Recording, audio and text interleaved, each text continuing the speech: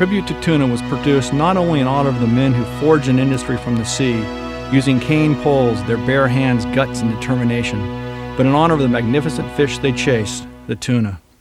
After traveling thousands of miles and spending months at sea, the feelings of entering San Diego Harbor and returning home to family and friends is an experience known to and treasured by only a few unique individuals. Those few who chose to forgo the securities of a 9-to-5 routine and instead chose to live their lives at sea, chasing tuna. With the arriving clippers' approach, the excitement and anticipation along the docks was electric. But along with all the cheering, celebration, and happiness, there was always a silent prayer of thanks upon everyone's lip for another safe return of the boat and her crew. After the initial welcome home hugs and kisses, it was time to get back to the all-important task of offloading thousands of pounds of fish that represented months' worth of work. The crews always offloaded their own catch, but occasionally a new kid would worm his way into talking a crew member into letting him help offload.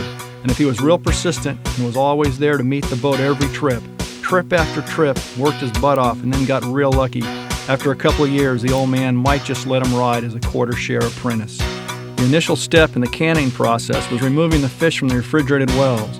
The wells were each capable of holding between 25 and 40 ton, and on average about 100 tons could be offloaded in a day.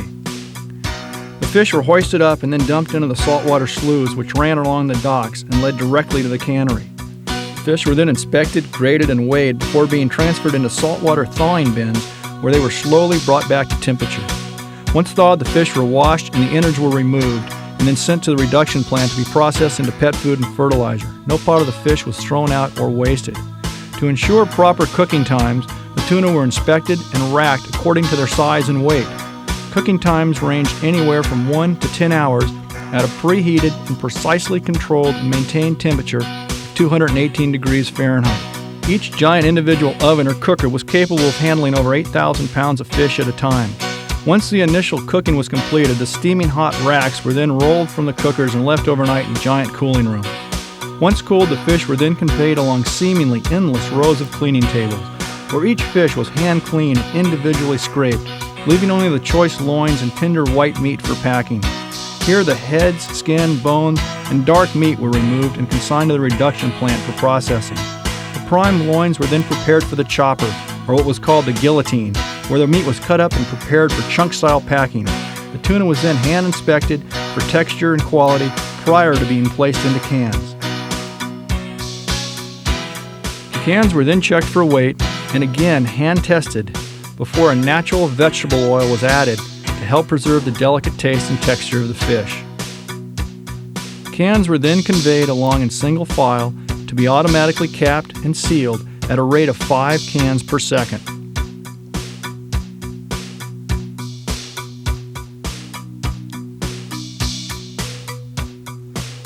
Once sealed, the cans were placed in huge wire baskets and rolled into giant retorts or pressure cookers, where the tuna, can and all, were recooked at a temperature of 214 degrees Fahrenheit for 80 minutes. This process eliminated any threat of contamination and assured that every can would be bacteria and germ-free. This one bank of retorts alone was capable of cooking over 250,000 cans of tuna an hour.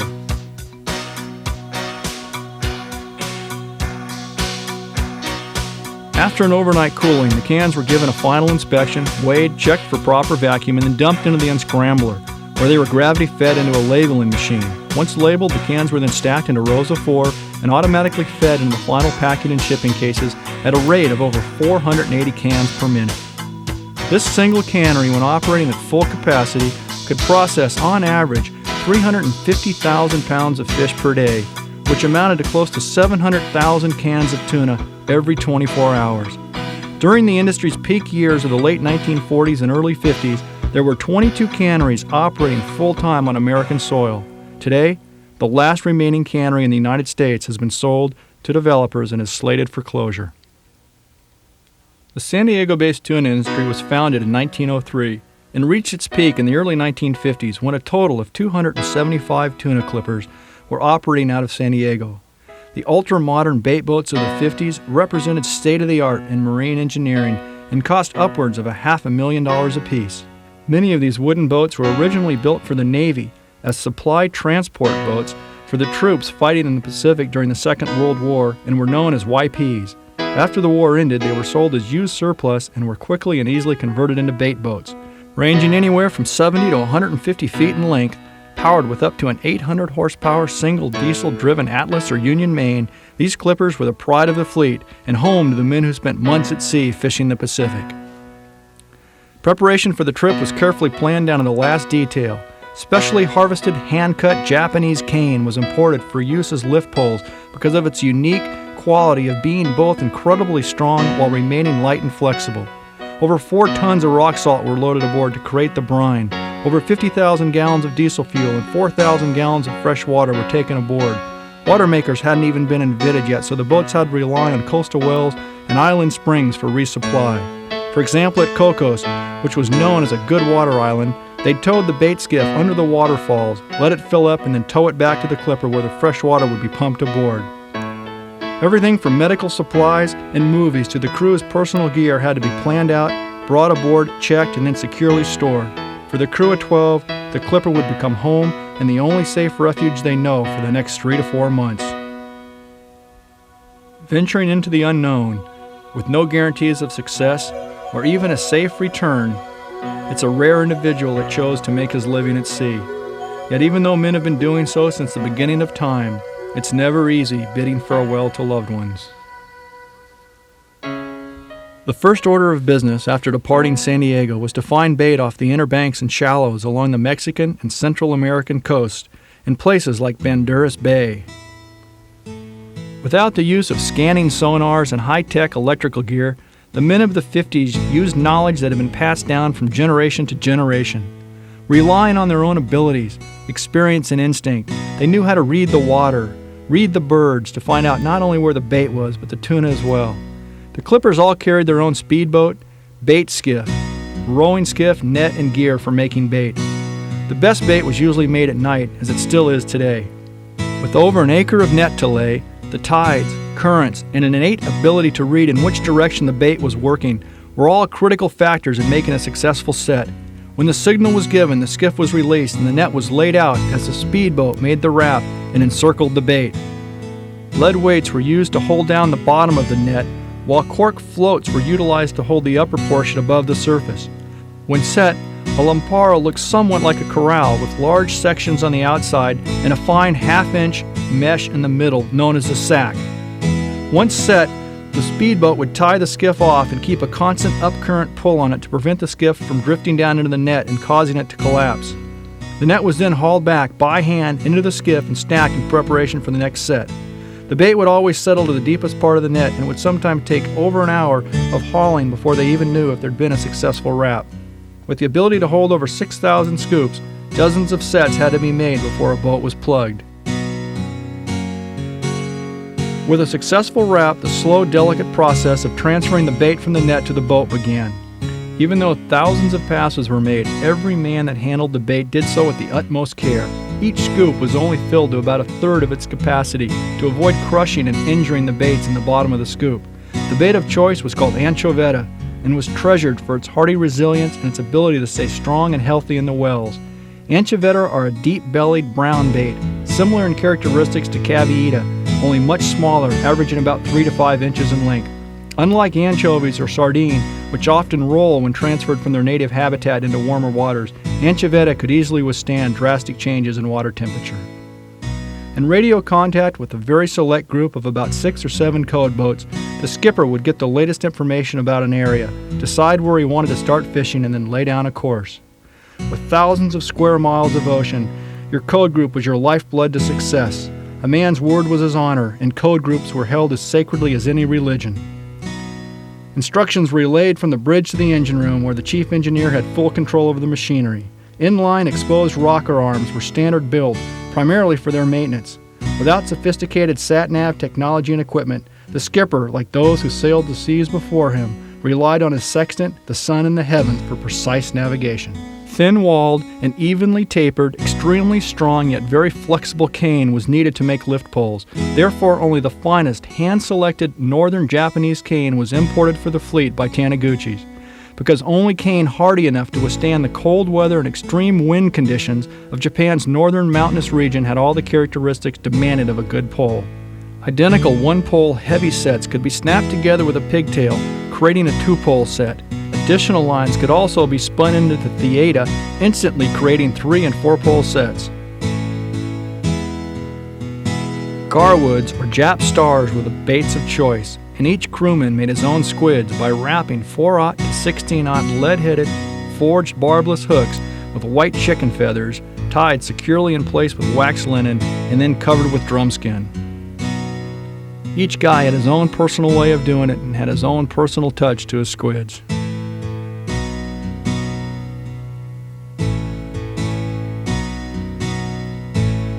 Northern Japanese cane grows to heights of over 150 feet, and with trunk diameters exceeding 3 feet, only the very tips or sprouts of the bamboo were cut and made into lift poles.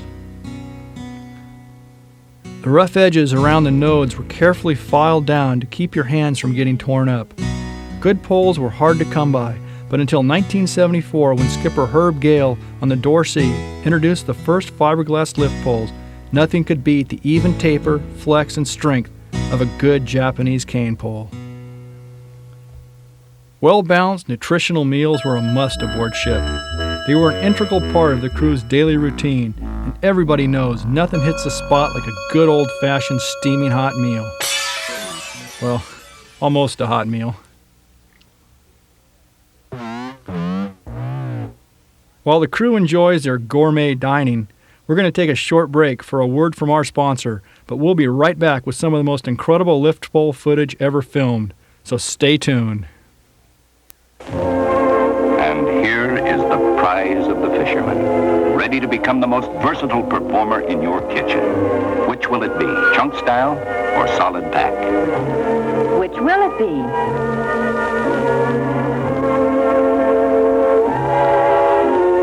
Well, if you're planning to serve tuna salad, either the solid pack or the chunk style will be just right. Zesty tuna combined with lettuce and spinach or with carrots and beets. Simple to prepare and simply delicious.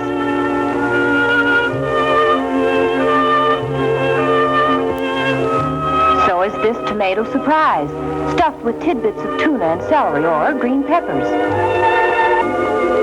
To prepare this tuna cream dip, use either the solid pack or chunk style.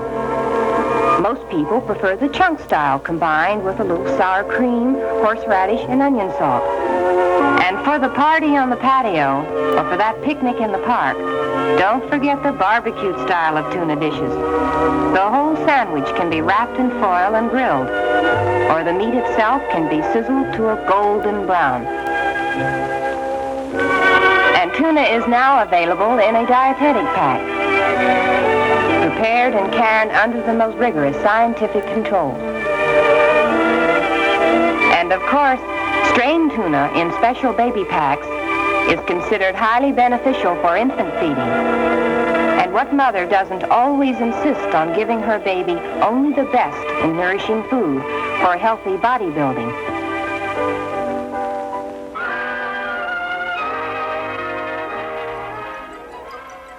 As with any kind of fishing, finding them is the key to catching them. Without hundreds of thousands of dollars worth of high-tech electrical wizardry on board, without infrared surface temperatures and other satellite data being constantly fed to the bridge, without scanning sonars, onboard helicopters, and without miles of net, the men who used to fish for tuna did so with an understanding of the sea and a knowledge of her ways that had been passed down from father to son, generation after generation.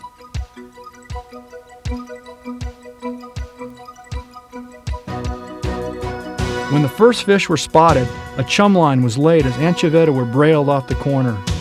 As the crew scrambled for the racks, the boat would run up swell of the school. With fish boiling in the chum line, everyone except the skipper, the engineer, and the bait man would grab a rig and go to work. As soon as the first squid hit the water, the first fish hit the decks. Depending on whether the fish were spotted under a log or if they came off a dolphin school, the boat would either come to a complete stop or continue running slowly parallel with the dolphin to stay with the school.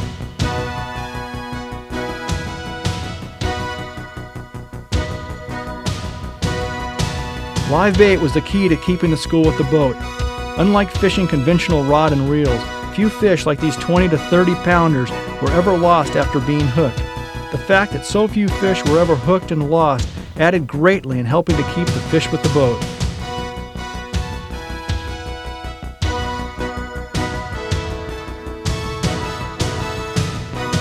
With a steady braille of chum creating a virtual feeding frenzy, every squid that hit the water was bit instantly. Generally, on a mixed school of fish like these tuna and skipjack, they bite very well. On a good day, with smaller fish like these that really wanted to go, they could produce up to 80 ton a day. While most of the guys fished the squid, live bait was always available in the wells along the handrail, and when used, was usually bit instantly. Racks were designed with toe guards to provide a good foothold and set 32 inches below the outside of the rail, which generally placed the small of a man's back just above the rail, providing the perfect platform for optimum leverage. The entire crew works on a share basis, which means the crew all split a share or percentage of the total catch. Everyone worked together. It was all for one and all for the boat.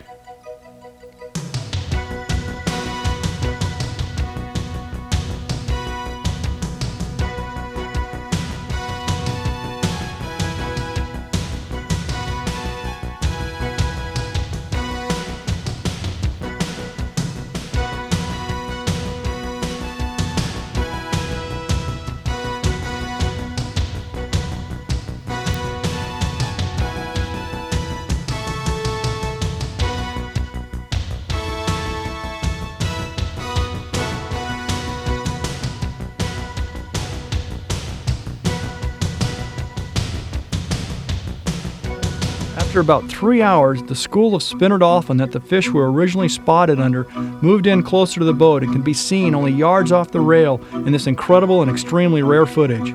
Old-timers talk about how dolphin would actually turn and charge the boat when they saw it coming, because over time, the dolphin had learned that the boats usually had a full supply of free bait.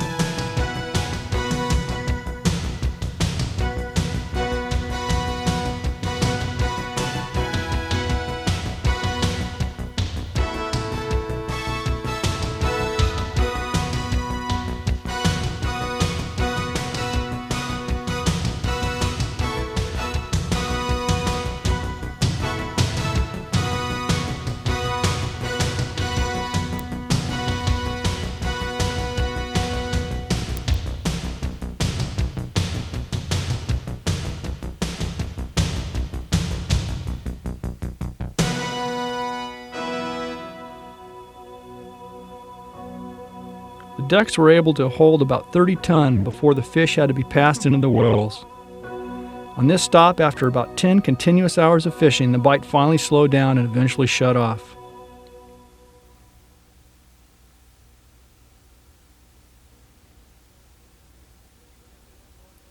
The fish were then hand-loaded into the chute and passed to the refrigerated area below decks.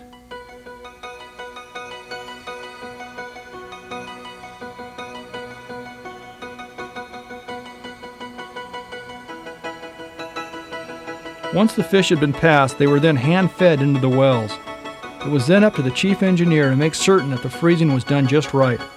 Coming out of the warm water, the fish had to take a deep freeze in a hurry to avoid going soft and to preserve the natural firmness, texture, and taste of the meat.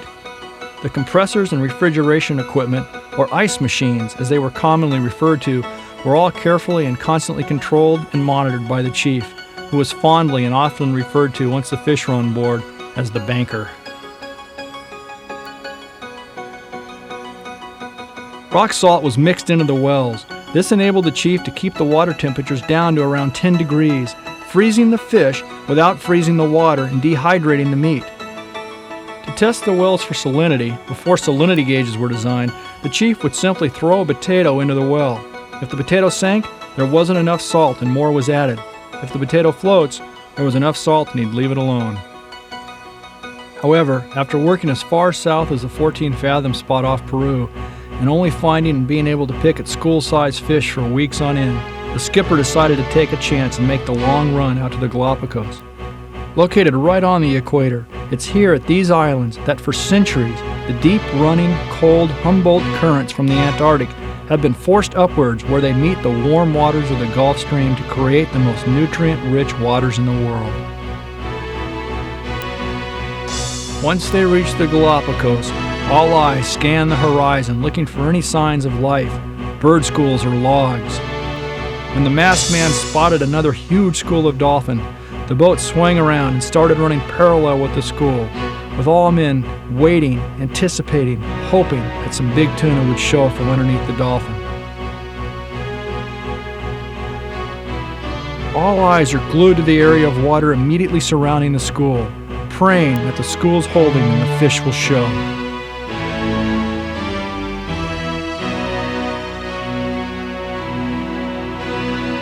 And sure enough, as the cries of breaking fish echo throughout the boat, the crew scramble from their lookout positions and race for their gear.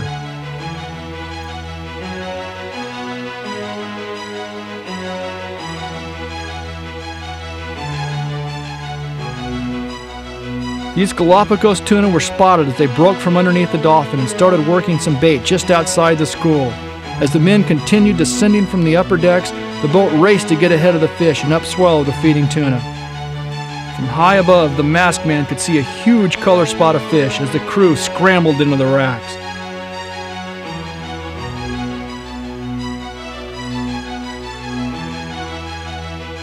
Baits were again brailed, and again the fish responded, this time foaming on the bait, working their way up the chum line and eventually charging the boat.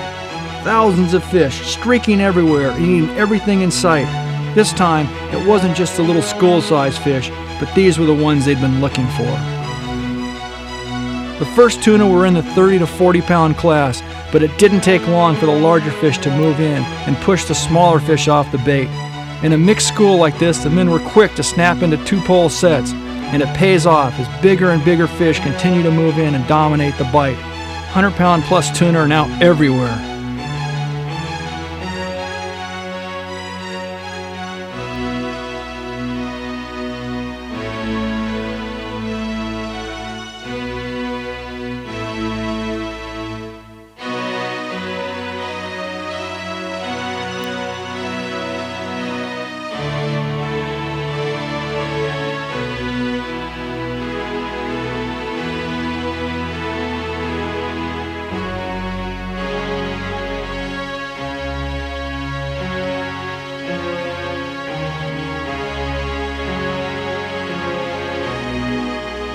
Snapping in together and switching from fishing 2-pole heavy squid to 3-pole live bait takes a little bit longer to get the line back in the water because the hook has to be baited, but it's worth it and pays off big time.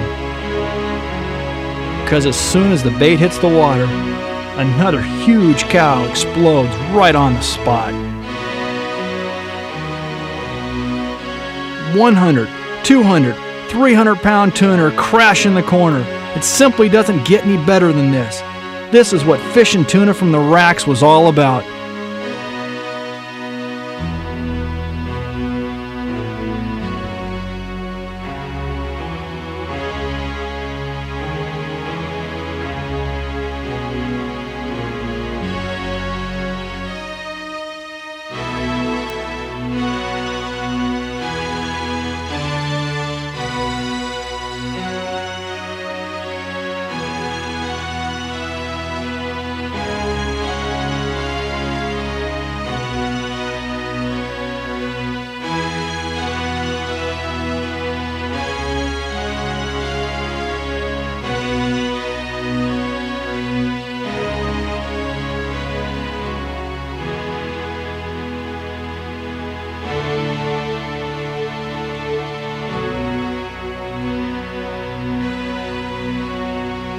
Working 3- and 4-pole sets takes precise timing and absolute teamwork.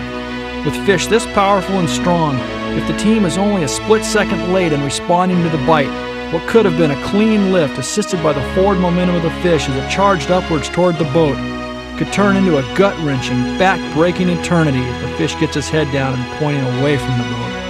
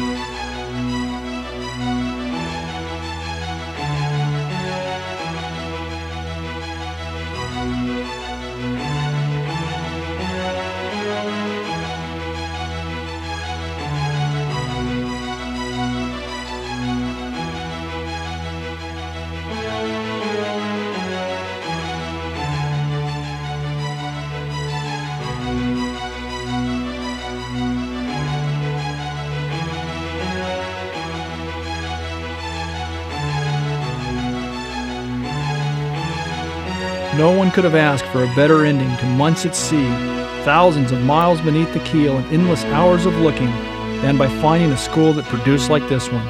Over 40 tons of yellowfin were caught here at the Galapagos the first day, and in less than a week, they had enough fish on board to plug the wells and head for home.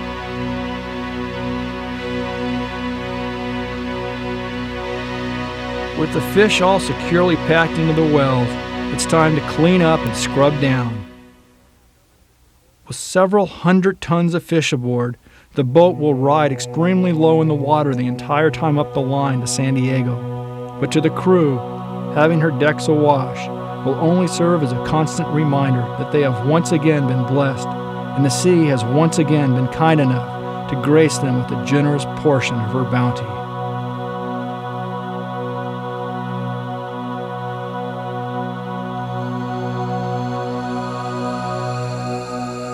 And today, for the few whose blood still burns with a desire and passion to fish for these magnificent tuna, the best place in the world to do so is from a San Diego-based long-range boat, one like John Klein's Qualifier 105.